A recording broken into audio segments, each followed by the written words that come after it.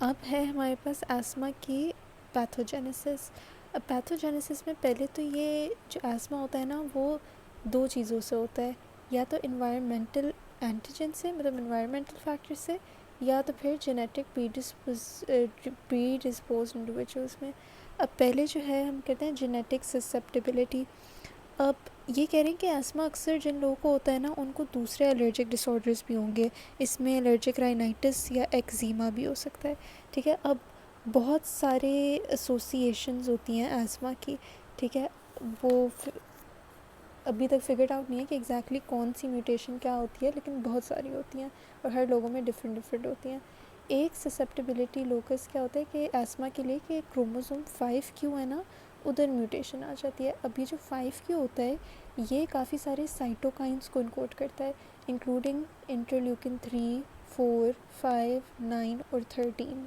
ٹھیک ہے, اور اس میں سے سب سے کامن کون سا ہے؟ انٹرلیوکن 13. صحیح ہے. اب جو انٹرلیوکن 4 تھا نا, اس کا انٹرلیوکن 4 میں بھی میوٹیشن آ سکتی ہے, اور یہ ساتھ میں اس کا جو انٹرلیوکن 4 کا ریسپٹر ہوتا ہے نا اس میں بھی آ سکتی ہے میوٹیشن. تو پہلا تو یہ تھا. دوسرا کیا ہوتا ہے کہ جو کلاس 2 HLA ایلیلز ہوتی ہیں کچھ, وہ کہتے ہیں کہ وہ ایسوسیٹیڈ ہوتی ہیں آسما سے کچھ انڈیویجولس میں. پھر یہ لوگ کہہ رہے ہیں کہ جو ایک ہے ایڈم 33, ایک میٹالو پروٹیز ہے یہ. ٹھیک ہے, تو یہ کہہ رہے ہیں اس کی پولیمورفزمز ہو سکتی ہیں جس سے آسما ہو جاتا ہے. پھر یہ لوگ کہہ رہے ہیں کہ جو بیٹا ایڈرینرجک ریسپٹر ہے نا ادھر کوئی میوٹیشن آ سکتی ہے. صحیح ہے. پھر اگلا یہ وہی انٹرلیوکن 4 ریسپٹر جین کی بات ہو رہی ہے جو اوپر بتا چکی ہوں ادھر میں. پھر کہہ رہے ہیں کہ ایک انزائمز ہوتے ہیں, اسے ہم چائٹنیسز بولتے ہیں. یہ انزائم سے کیا کام ہوتا ہے؟ یہ جو چائٹن ہے نا اس کو کلیو کرتے ہیں, اور یہ جو چائٹن ہے یہ بہت سارے ہیومن پیراسائٹس اور یہ جو فنگائی کے سیل والز ہوتے ہیں نا ادھر ہوتا ہے, تو ہمیں یہ چاہیے ہوتا ہے. اس میں اگر میوٹیشن ہو جائے تو کچھ لوگوں میں آسما ہو جاتا ہے. ٹھیک ہے, یہ جینیٹک سسیپٹیبلٹی تھی. دوسری بات ہم نے کس کی انوائرمنٹل فیکٹرز کی. اب یہ لوگ وہی کہہ رہے ہیں کہ جو لوگ انڈسٹریلائز سوسائٹیز میں رہتے ہیں نا, سٹیز میں رہتے ہیں, ان میں آسما زیادہ ہوتا ہے کچھ ان کی ایئر میں زیادہ پلیوٹنٹس ہوتے ہیں. اچھا, اب پہلی تو یہ لوگ یہ بات کر رہے ہیں کہ ہاں ادھر جو ہے زیادہ ایئر بورن پلیوٹنٹس ہیں تو آسما ہو سکتا ہے.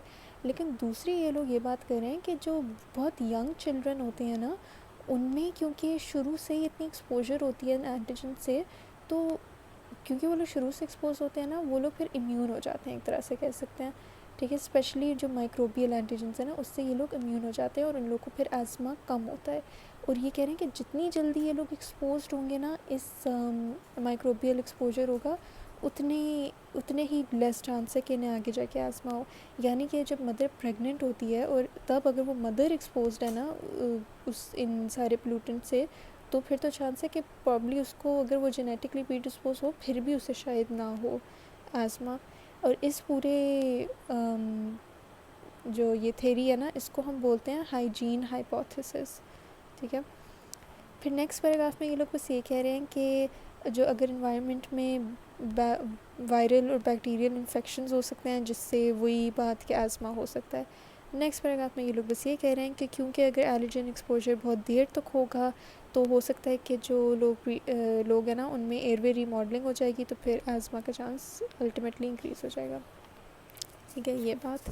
اب اس کی پیتھوجینیسس کیا ہے؟ پیتھوجینیسس جو ہے نا ہم کر لیتے ہیں یہاں سے. اب آسما جو ہے اس کا کوئی ٹریگر آیا, فرض کریں یہ پولن ہے. ٹھیک ہے, وہ آیا ڈینڈرائٹک سیلس نے اسے وہ کر لیا. ٹھیک ہے, اس کا اینٹیجن اس پہ آ کے لگ گیا. اس نے کیا کیا, ٹی ہیلپر سیلس 2 کو ایکٹیویٹ کیا. ٹی ہیلپر سیلس 2 دو چیزیں کریں, ایک تو دو طرح کے کیموکائنس نکالیں گے. ایک انٹرلیوکن 4. انٹرلیوکن 4 کیا کرتا ہے, وہ جو بی سیلز ہوتے ہیں نا اس سے اینٹی باڈیز ریلیز کرواتا ہے, IgE اینٹی باڈیز. ٹھیک ہے, دوسرا یہ جو ہے نا انٹرلیوکن 5 ریلیز کرتا ہے جو کہ ایزونوفلس کی ریکروٹمنٹ کرتے ہیں. صحیح ہے, اور تیسرا ایک اور یہ انٹرلیوکن, یہ یہاں لکھا نہیں ہے لیکن ایک انٹرلیوکن 13 ہوتا ہے وہ بھی ریلیز کرواتا ہے. انٹرلیوکن 13 کے دو کام ہوتے ہیں, ایک تو یہی بی سیل سے یہ ریلیز کروا رہا ہوتا ہے IgE اینٹی باڈی. دوسرا یہ جو یہاں پہ سب میوکوزا ہے نا, سب میوکوزل گلینڈس, ان کی نمبر کو یہ انکریز کرتا ہے. دیکھیں یہاں پہ جیسے یہ دیکھیں انکریز ہو رہے ہیں تاکہ یہ زیادہ میوکس پروڈیوس ہو. صحیح ہے, یہ کرواتا ہے. اب یہ جو آئی جی اینٹی باڈی ریلیز ہوئی تھی نا، یہ ماسٹ سیلس کے اوپر ہوتے ہیں ایف سی ریسیپٹر، ادھر جا کے یہ آئی جی ای ایف سی ریسیپٹر ہوتا ہے، ادھر جا کے یہ آئی جی ای لگ جاتا ہے. پھر اگلی بار اگر وہ بندے کو جو بھی الرجک چیز ہے نا اس سے ایکسپوز ہوگا، وہ ادھر آ کے اٹیچ ہوگی، فرسٹ کے پولن آئے گی، وہ پاس کر دے گی بیسمنٹ ممبرین کے، ادھر آ کے لگے گی، اور یہ اپنے سارے جو اس کے اندر گرینیولز اور کیموکائنز اور سب کچھ ہے نا وہ ریلیز کرے گا، اور یہ ریاکشن ہو جائے گی ایسما کی. ٹھیک ہے.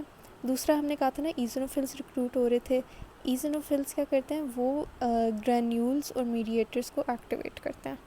ٹھیک ہے. اب یہ سب کچھ ہوگا تو دو چیزیں ہوں گی، ایک تو امیڈیٹ فیز ریاکشنز ہوں گی جو کہ منٹس کے اندر ہوں گی، دوسرا ہے کچھ گھنٹوں بعد ہمیں لیٹ فیز ریاکشنز ملیں گی. اب جو ارلی امیڈیٹ فیز ریاکشن ہے نا، اس میں 3 چیزیں ہو رہی ہیں. ٹھیک ہے. پہلی بات برونکو کنسٹرکشن ہو رہی ہے، دوسری بات میوکس کی پروڈکشن انکریز ہو رہی ہے، تیسری بات ویزو ڈائلیشن ہو رہی ہے. اور ظاہر ہے ویزو ڈائلیشن ہوگی تو مطلب ویسکولر پرمیبلٹی بھی انکریزڈ ہے. ٹھیک ہے. یہ 3 چیزیں ہوتی ہیں.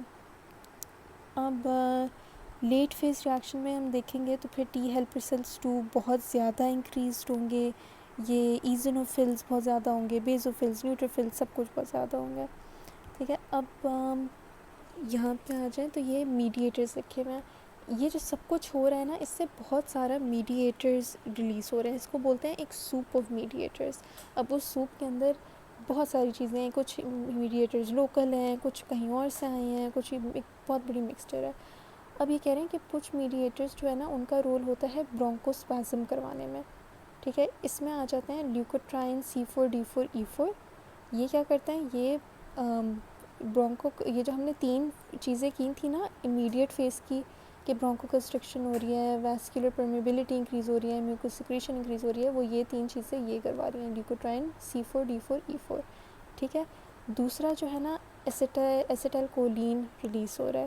ٹھیک ہے. جس سے جو اسموتھ مسل کی کنسٹرکشن ہو رہی ہے، ظاہر اسموتھ مسل کی کنسٹرکشن ہوگی تو برونکوسپازم ہو جائے گی. ٹھیک ہے. ایک تو میڈیٹر سے برونکوسپازم کروانے والے. پھر ہمارے پاس ایک اور سیٹ آف ہوتے ہیں وہ میڈیٹرز، اس میں آ جاتا ہے ہسٹامین، یہ بھی برونکو کنسٹرکٹر ہے. پھر پروسٹاگلینڈن D2 آ جاتا ہے، یہ بھی برونکو کنسٹرکٹر ہے اور ویزو ڈائلیشن بھی کرواتا ہے. تیسرا ہمارے پاس ہوتا ہے PAF، پلیٹلیٹ ایکٹیویٹنگ فیکٹر، یہ سارے پلیٹلیٹس کو لاتا ہے اور سیروٹونن کو اور ان کی سیروٹونن کو ریلیز کرتا ہے. فائنلی ہمارے پاس جو ہیں ایک گروپ ہوتی ہے جس میں انٹرلیوکن 13 اور انٹرلیوکن 4 کی سنگلر ٹرانسڈکشن پاتھ وے ہو جاتی ہے. ٹھیک ہے. ڈیولپ صحیح ہے.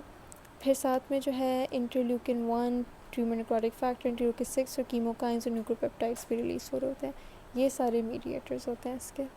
اور یہ پیتھوجینیسس پوری پہلے ہم مینشن کریں گے کہ کون لوگ سسیپٹیبل ہوتے ہیں، پھر ہم یہ پورا ڈرا کریں گے، پھر ہم اس سے لکھیں گے کہ 2 ریاکشنز ہو رہی ہیں، امیڈیٹ ہو رہی ہیں، لیٹ ہو رہی ہیں، اور ان میں ہو کیا امیڈیٹ والوں میں کیا ہو رہا ہے وہ بھی لکھیں گے، اس میں کون سے سیلز ہوتے ہیں وہ بھی، اور سارے میڈیٹرز جو ہیں نا وہ بھی ساتھ ساتھ لکھ دیں گے کہ کون کون سے برونکو اسپازم کروا رہے ہیں، کون سے ویزو ڈائلیشن کروا رہے ہیں، اور باقی جو سے بھی انوالو ہیں.